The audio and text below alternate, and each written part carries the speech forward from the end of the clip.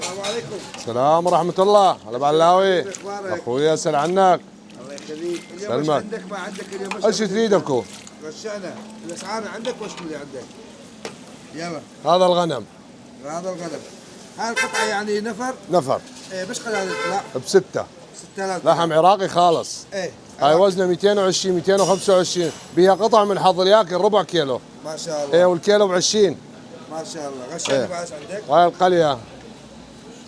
هاي القلية اتحداه اللي يعملها لها القلية وب 5000 النفر.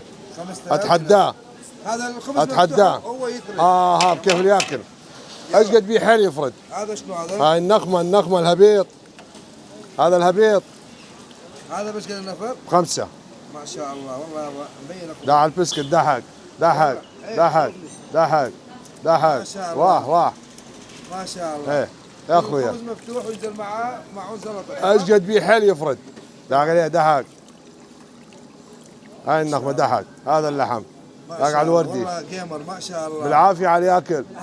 ايه ايمتى تفتح ايمتى تعزل؟ هسه حاليا برمضان من الفطور للسحور. ايه ايه بالايام العادية من 8 الصبح لل 10 بالليل. اسم مطعمك وموقعك؟ مأكولات ابو حمودي. ايه موصل سوق الشعارين. مقابل مطعم وكافتيريا حوش الخان. الله يرزقك ويسهل امرك. الجميع اخوي الله يبارك بيك.